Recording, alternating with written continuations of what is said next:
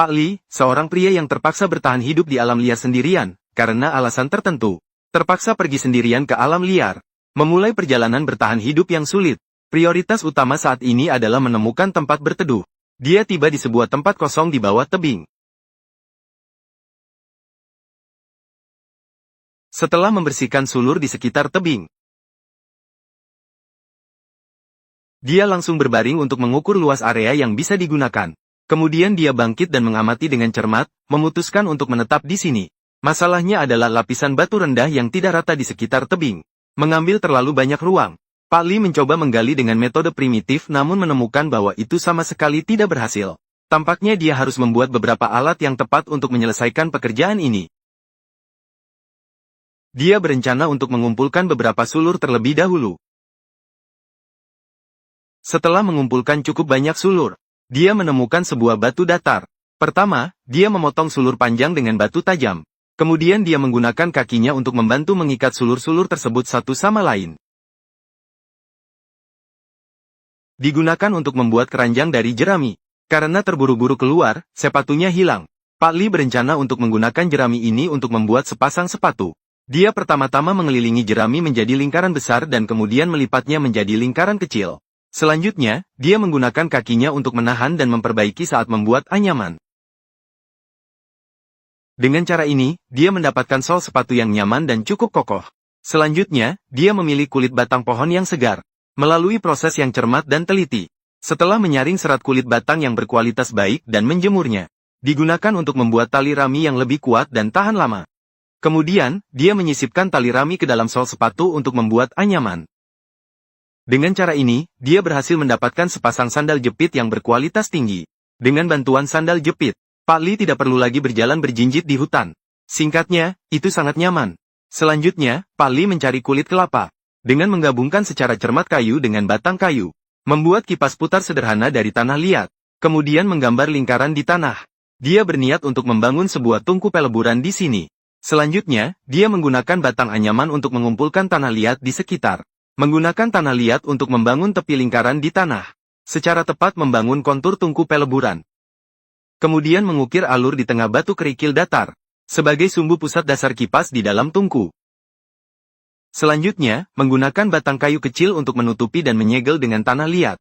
Dengan demikian, area pemasukan udara di tungku peleburan selesai. Kemudian menyusun area pembakaran dengan menyambungkan tanah liat. Setelah itu, membuat sebuah bulatan tanah liat. Kemudian membuat lubang di tanah liat agar api bisa lewat. Kemudian mengamankan pada mulut tungku. Akhirnya menutupnya dengan tanah. Setelah melihat bentuknya, saya sempat mengira Pak Li membangun sebuah toilet.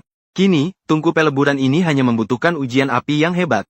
Ketika berbicara tentang api, tentu saja harus membuat alat pemicu api. Pak Li mengukir lubang di tengah batu bulat. Kemudian ia memasukkan kayu ke dalam batu. Ia membungkus kayu dengan tali rami secara terbalik. Ia dengan cermat dan teliti memanfaatkan prinsip katrol. Dihasilkanlah sebuah alat pemicu api dengan gesekan kayu yang menghemat tenaga. Selanjutnya, ia menggunakan batu tajam yang runcing. Setelah dipoles, dibuatlah mata bor yang tajam. Mata bor ini dipasang dengan kuat di salah satu ujung kayu. Dengan demikian, alat pemicu api yang sempurna ini telah selesai dibuat. Selanjutnya, ia menggali alur pada kayu yang kering.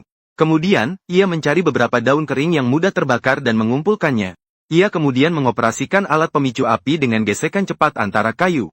Serbuk kayu yang terbakar pada suhu tinggi dapat menyulut daun kering. Tidak lama kemudian, asap putih mulai muncul. Pak Li segera menggunakan hembusan napasnya yang beraroma untuk membantu menyalakan api. Selanjutnya, pindahkan bara api yang menyala ke dalam tungku. Kemudian, gabungkan prinsip alat pembuat api dengan kipas putar. Maka, terciptalah sebuah kipas angin yang sangat kuat. Semakin cepat ia berputar, semakin besar nyala apinya. Untuk segera membangun sebuah tempat berlindung dari angin dan hujan, dia pertama-tama membuat sandal jepit untuk dirinya sendiri. Lagi pula, mengenakan sepatu terasa lebih nyaman. Dia juga membuat keranjang dari rotan untuk mengangkut tanah. Dia bahkan menciptakan alat pembuat api dengan gesekan kayu yang sangat penting. Ini adalah harta karun kunci untuk bertahan hidup di alam liar. Agar memiliki alat yang tepat untuk membangun tempat berlindung, Pak Li membuat sebuah tungku peleburan suhu tinggi untuk memulai jalan menempa. Sampai di tepi sungai kecil, Pak Li menemukan sebuah kelapa yang terombang-ambing. Dengan penuh semangat, dia memecahkannya dengan batu. Namun, dia menemukan bahwa bagian dalamnya sudah kosong. Namun, setelah dibersihkan, itu bisa digunakan untuk membuat gelas. Sampai di suatu tempat di tepi sungai di mana lava dan mineral bercampur. Setelah lama tergerus oleh hujan dan pengendapan, lumpur itu kaya akan unsur besi, merupakan bahan yang sangat baik untuk peleburan besi. Setelah Pak Li mengisi kerang kelapa dengan lumpur, ia bersiap-siap untuk menambahkan arang ke dalamnya. Menambahkan arang dapat mereduksi besi dalam lumpur, dan juga dapat menurunkan titik leleh besi. Kemudian dia mencampurkan arang yang dihancurkan dengan lumpur secara menyeluruh, membentuknya satu persatu menjadi bola. Menaruhnya di samping tungku untuk dikeringkan. Sambil menunggu, Pak Li mengumpulkan tanah liat dengan keranjang rotan, membangun tungku kayu di tanah kosong, bersiap untuk membakar lebih banyak arang. Dia dengan cermat menggali beberapa lubang ventilasi di tungku. Segera setelah itu mengumpulkan banyak kayu, disusun secara berlapis di dalam peleburan. Dengan cara ini, kayu dapat terbakar sepenuhnya. Kualitas arang yang dihasilkan akan baik. Setelah kayu disusun rapi, Pak Li dengan cepat menyegel tungku peleburan dengan tanah liat, hanya menyisakan lubang atas. Kemudian menuangkan arang yang terbakar. Setelah tiupan kuat untuk menyulut api, nyala api langsung melambung tinggi.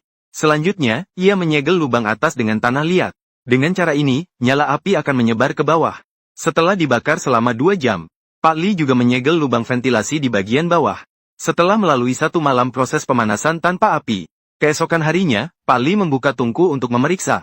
Kualitas arang yang dibakar tampak sangat baik. Ia kemudian memasukkan arang yang sudah dibakar ke dalam tungku peleburan. Selanjutnya, ia menempatkan bola besi secara berurutan di dalam tungku. Kemudian menaburkan 1 lapisan arang di atas bola besi. Selanjutnya, ia terus mengoperasikan alat tiup, agar arang terbakar dengan sempurna untuk mencapai titik leleh besi. Tungku peleburan yang tampak sederhana ini, suhu bisa mencapai hampir 1200 derajat. Untuk memastikan suhu tinggi di dalam tungku tetap bertahan, setiap 5 menit harus menambahkan kayu arang. Seluruh proses pemurnian dan pemisahan berlangsung selama tepat 4 jam. Akhirnya Pak Li mengeluarkan bola besi dari dalam tungku, memukul untuk menghilangkan kotoran di permukaan. Kemudian menyiramnya dengan air untuk mendinginkan. Bisa dilihat di dalamnya ada beberapa butiran besi kecil. Kemudian mengumpulkannya. Meskipun jumlahnya tidak banyak, tapi cukup ada 5 liang. Dengan pengalaman pemurnian yang berhasil, Pak Li kembali mengumpulkan banyak lumpur. Masih menggunakan metode mencampur kayu arang, membuat banyak bola besi. Setelah dipanggang dengan api tungku, dimasukkan ke dalam tungku untuk pemurnian suhu tinggi. Setelah proses penyulingan dan pemisahan selama seminggu, Pak Li akhirnya mendapatkan 2,5 jin besi. Sekarang ia mulai membuat alat untuk melebur besi. Pak Li menghancurkan kayu arang, mencampurnya dengan tanah liat secara menyeluruh, mempersiapkan untuk membuat sebuah cangkir tanah liat untuk melelehkan besi cair. Setelah cangkir keramik memiliki bentuk dasar, kemudian menjalani pembentukan yang teliti, cangkir yang akhirnya terbentuk memiliki garis yang halus dan alami, sepenuhnya sesuai dengan estetika yang ada di dalam pikirannya. Setelah meletakkannya di sebelah tungku untuk mengeringkan, langsung dimasukkan ke dalam tungku dibungkus dengan kayu dan arang. Akhirnya mengoperasikan kipas untuk proses pembakaran. Sesekali menambahkan arang selama proses, untuk memastikan suhu tinggi tetap terjaga di dalam tungku. Di bawah suhu lebih dari 1000 derajat yang terus-menerus keluar. Pada saat ini, cangkir di dalam tungku terlihat sangat indah di bawah suhu tinggi. Tetapi belum sepenuhnya mencapai hasil ideal Pak Li. Jadi dia melanjutkan proses pembakaran. Seluruh proses berlangsung selama 1 sore. Setelah tungku mendingin, cangkir keramik yang berbunyi nyaring pun keluar. Selanjutnya, Pak Li memulai tahap penting peleburan besi. Menambahkan cukup banyak arang ke dalam tungku. Dengan api yang besar, suhu di dalam tungku ditingkatkan hingga 1200 derajat. Baru kemudian menuangkan 0,5 kg butiran besi ke dalam cangkir keramik yang merah menyala. Setelah melewati peleburan suhu tinggi, partikel besi yang terlihat oleh mata telanjang perlahan-lahan menyatu. Pak Li kemudian menambah arang untuk meningkatkan tenaga api. Sambil menunggu proses peleburan, Pak Li mulai membuat cetakan. Dia menggambar bentuk pisau di atas bahan tanah liat, lalu dia menggali bagian yang berlebih, dengan tepat menggambarkan kontur pisau. Saat ini, besi dalam api telah melebur selama beberapa jam, akhirnya mencair menjadi besi cair. Pak Li menggunakan batang kayu sebagai penjepit api. Dia menuangkan semua besi cair ke dalam cetakan. Tak disangka, masih ada sisa besi cair. Seiring dengan besi cair dalam cetakan yang perlahan-lahan mengeras, Pak Li menuangkan air di atasnya untuk mendinginkan besi. Dengan cara ini pisau besi dapat menjadi lebih kuat. Setelah sepenuhnya mendingin, Pak Li baru mengeluarkan pisau besi dari cetakan. Mengasah pisau di atas batu. Setelah diasah berulang kali, pisau besi ini memiliki sedikit nuansa senjata dingin. Selanjutnya, Pak Li menguji memotong pohon kecil. Sekarang Pak Li bersiap menggunakan batang pohon ini untuk membuat pegangan pisau. Ini juga bisa dianggap sebagai memanfaatkan sepenuhnya. Dia membelah batang pohon di tengahnya, memasukkan pegangan pisau. Selanjutnya, dia mengikatnya dengan tali rami agar tetap kokoh. Sebuah pisau besi tradisional pun selesai dibuat. Dengan penuh percaya diri, Pak Li mulai melelehkan lebih banyak logam. Dia bersiap untuk membuat sebuah palu dan pahat lagi. Kemudian menuangkan logam cair pada suhu 1400 derajat. Secara bergantian dituangkan ke dalam cetakan yang telah disiapkan. Siapa yang bisa mengira bertahan hidup di alam liar bisa begitu ekstrim? Langsung melangkah ke era logam. Selanjutnya, dia mengasah pahat dengan cermat dan teliti.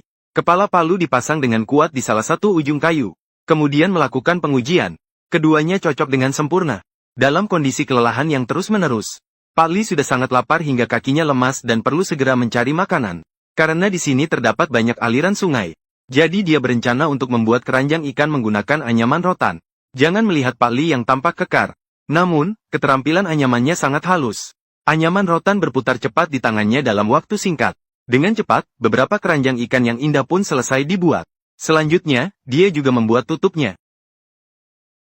Untuk umpan, dia memilih menggunakan siput dari aliran sungai. Setelah mengumpulkan sekumpulan siput, dia menghancurkannya dengan batu, agar baunya bisa menyebar dengan baik. Kemudian dicampur dan diuleni dengan tanah liat. Cara ini membuat umpan tidak mudah terbawa arus di dalam air. Selanjutnya, umpan dibagi dan dimasukkan ke dalam keranjang ikan. Terlihat bahwa ada banyak ikan di sungai yang jernih. Pak Li memilih posisi yang tepat untuk meletakkan keranjang ikan. Selanjutnya, dia hanya perlu menunggu ikan terjebak. 2 jam kemudian, Pak Li memeriksa hasil tangkapan. Dia menemukan hanya 2 keranjang ikan yang berisi ikan. Meskipun jumlahnya sedikit, tetapi tetap bisa memberikan nutrisi yang cukup. Segera Pak Li menyalakan api unggun. Ia menggunakan papan batu sebagai panci. Ia mulai memasak ikan goreng lezat di atas papan batu.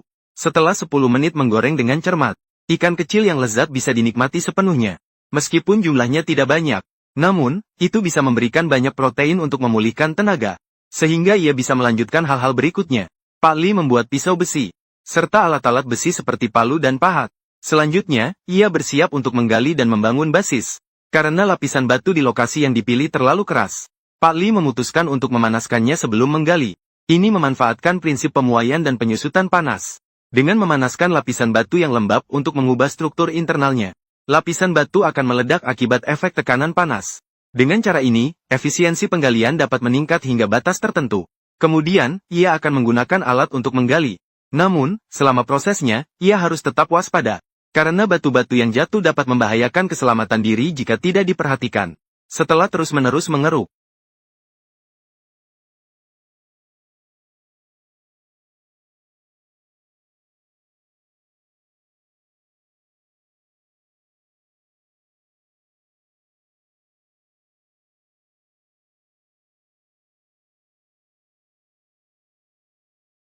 ujung tebing akhirnya memiliki ruang yang luas dan datar. Selanjutnya, Pak Li menggunakan keranjang anyaman untuk membawa tanah liat, bersiap untuk meratakan permukaan tanah. Sambil itu, ia menyiram tanah liat dengan air sungai yang mudah dijangkau. Setelah cukup lembut, lalu, ia meratakannya secara merata ke permukaan yang dipenuhi batu-batu kecil.